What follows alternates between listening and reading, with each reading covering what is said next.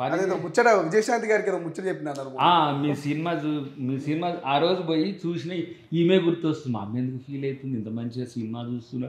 సూర్యాపేట మార్కెట్లో వేసినాం. మా మాము దాని కాపలా ఉంటాడు.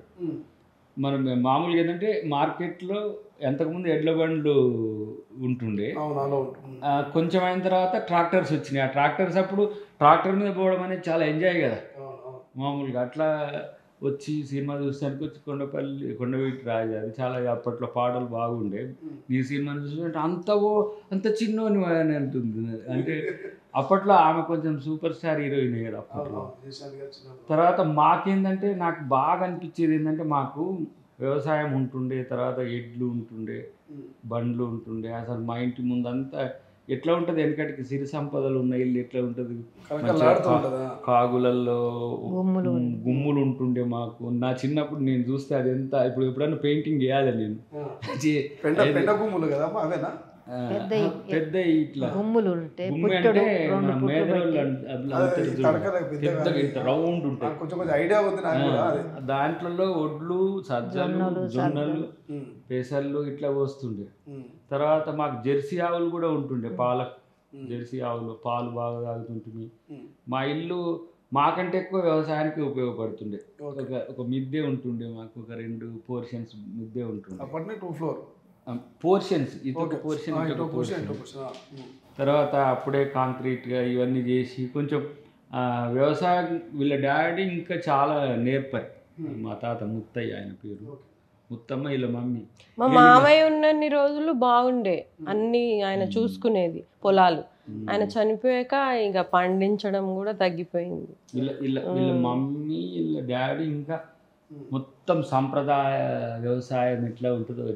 ఇప్పుడు మేము కొంచెం ఇట్లా నువ్వు అన్నట్టు ఉన్నామని అంటే కారణం ఏంటంటే, చెట్టు మీది సీతాఫళ్ళు ఇలా మమ్మ తెచ్చిచ్చేది. మళ్ళీ రేగి పండ్లు, ఇరికి పండ్లు, తునికి పండ్లు, అంటే ఫ్రెష్ పండ్లు తెచ్చి మేము ఏదైనా కాలం వస్తే మాకు ఇది ఉంటుండే తోట, ఇది మామిడి తోట ఉంటుండే, తర్వాత సీతాఫల తోట ఉంటుండే. మా పొలాలకి రేగి పండ్లు ఉంటుండే. ఇరికి మాకు మళ్ళీ తాళ్ళు ఒక 200 తాళ్ళు ఉంటుండే. ఏ తాళ్ళు, మనం తాటి చెట్లు. మాకు 2 చెట్లు ఉంటుండే. మాకు పోద్దాడు, పరుపుదాడు ఉంటుండే, ముంజ పండ్లు ఉంటుండే. ప్రతి సీజనల్ ఫ్రూట్స్ మా ఇంట్లో ఉంటుండే. సో అప్పుడు తినేవన్నీ కూడా ఇప్పుడు గుర్తొస్తున్నాయి, కానీ వాటి వల్లనే కొంచెం హెల్త్ ఎక్కువ ఉంటుంటుంది. వీళ్ళ మమ్మీ తినకపోతుండే, ఆమె ఎక్కువ ప్రేమ నా మీద. పెద్ద పండ్లు చెట్ల మాటన దాచి చూపించి కట్టెతో ఇట్లా తినిపిస్తుండే. మా తాతయ్య కూడా అంతే. ఇక ఆయన వెనకటికి ఒకటి 1981లో ఒక రేడియో కొన్నాడు మా తాత. అది ఊళ్ళో పెద్ద రీసౌండ్ అని. అప్పట్లో 81లో అంటే అప్పుడు సెకండ్ క్లాసే నేను.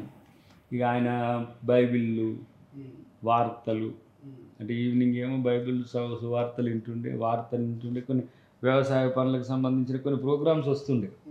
సో అట్లా సాంప్రదాయ వ్యవసాయ కుటుంబం. అంటే నేను పేద అని అనడానికి వీలు లేని స్థితిని కల్పించాను. సో అంటే అద్దంకి దయాకర్ పెద్దగా చిన్నప్పుడు ఏం కష్టాలు ఎదుర్కోలేదు. అట్లా చెప్తే అది నన్ను, నా చరిత్ర నేనే మోసం చేసింది. నేను లగ్జరియస్గా, తను కూడా చాలా లావిష్గానే ఉండే, కానీ కష్టపడుతుంది. ఎప్పుడు కూడా డబ్బు ఉన్నట్టు ఉండదు, పేదరికంతో ఉన్నట్టే ఉంటారు. అంటే ఇంకా పేదరికం అనేదానికంటే కూడా లో ప్రొఫైల్ మెయింటైన్ చేస్తారు.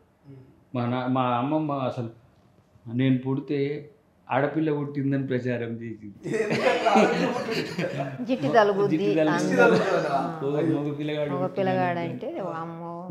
ఫస్ట్ ఫెలో కదా.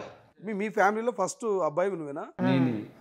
అప్పటి నుంచి కూడా ఆయన పుట్టడం వల్ల అందరికీ సంతోషం అయింది. అప్పటి నుంచి బాగా కలిసి వచ్చిందా? అప్పుడు అసలు అదే సంతోషం. తనకు నేను లేకపోతే వాళ్ళ ఆస్తి కూడా ఎటు అట్లా ఉండే. సో గోల్డెన్ స్పూన్ అన్నాను, కానీ ఐఎమ్ నాట్ పూర్.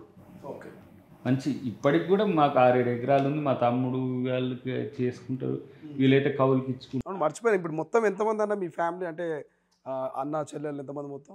నా తర్వాత చెల్లె, తర్వాత తమ్ముడు, తర్వాత చెల్లె, నలుగురు.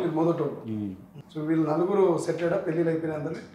పెళ్లి. ప్రపంచంలో ఏ మూల ఏ క్షణం ఏం జరుగుతుందో వేగంగా తెలుసుకోవడానికి తొలి వెలుగు వాట్సాప్ ఛానల్ని ఫాలో చేయండి.